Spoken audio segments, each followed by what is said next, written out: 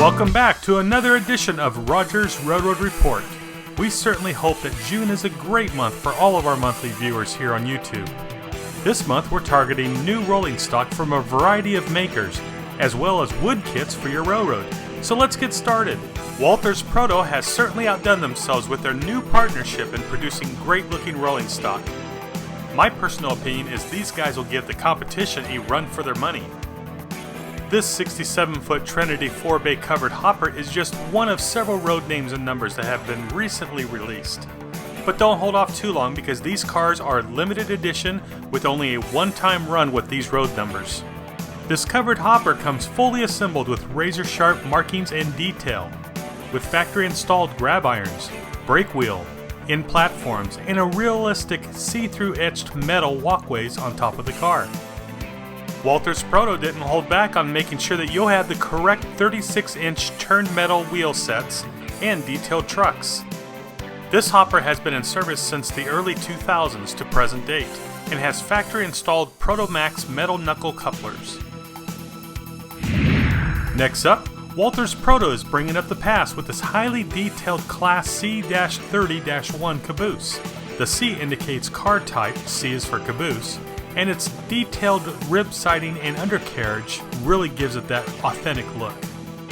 The railroad companies faced with an aging fleet and growing wartime traffic, the Southern Pacific Railways began a major caboose building program in the 1917s. This particular model, the C-30-1, was a later version built with a new design using riveted steel underframes, making this car more sturdier and safer on runs where helpers were being used to push trains up hills. These cabooses come fully assembled with razor-sharp markings and detailed, including flush-fitting windows and a smokestack, with factory-installed grab irons, brake wheel, and in platforms on both sides. This also includes a correct 36-inch turned metal wheel sets and detailed trucks. These cabooses ran on the railways from the 1920s to the 1960s and has a factory-installed Proto Max metal knuckle coupler on each end. Next we have a pair of these two 40-foot, 16,000-gallon funnel flow tank cars. These models come fully assembled and have a variety of road names, with 2 different road numbers per name. Once again, these are a limited supply with a one-time run using these road numbers.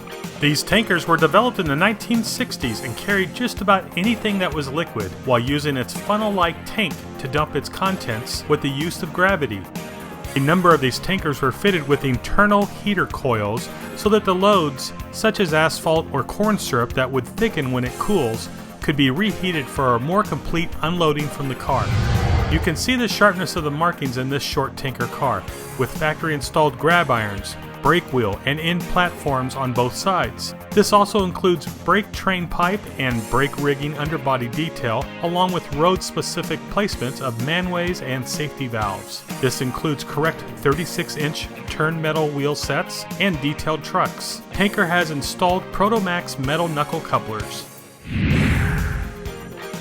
Next we'll show you these two 40-foot stock cars with dreadnought ends in both Union Pacific and Rio Grande markings. These models are assembled and have a variety of road names and numbers. You can tell that these are not your normal box cars because of the spaces between the slants. These cars were used for hauling livestock from ranches to slaughterhouses, whereas a normal box car would be fully enclosed. To be more humane, the railroads had these stock cars built this way so the animals could breathe fresh air and cut down on the heat exhaustion during the transport. The railroads used these cars from the late 1950s to the early 1970s. These stock cars have side and end configurations per road name as appropriate, sliding doors on both sides. This also includes correct 33-inch turned metal wheel sets and detailed trucks, and they are loaded with the Proto Max metal knuckle couplers already installed. Besides their incredible engines they produce, MTH wanted to get into the competition of producing quality rolling stock.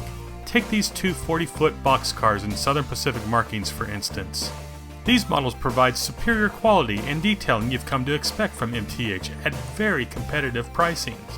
These cars offer the same construction and body detailing as their more expensive counterparts, but designed for the budget-minded model railroader. These boxcars include roof walks, ribbed ends and ladders, decorative brake wheels, sliding car doors, detailed 4-wheel trucks with metal wheels and axles. And of course they have the Katy couplers already installed.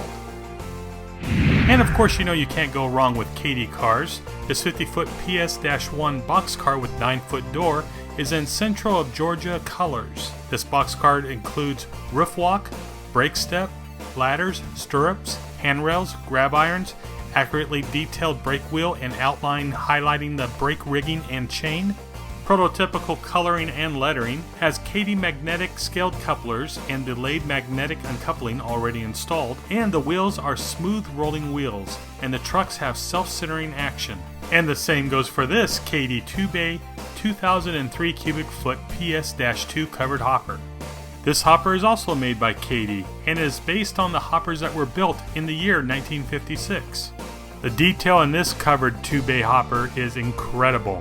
And remember, Katy likes to boast that they are made in the USA. And finally, here are just a few new buildings being released by Bar Mills in wood building kits.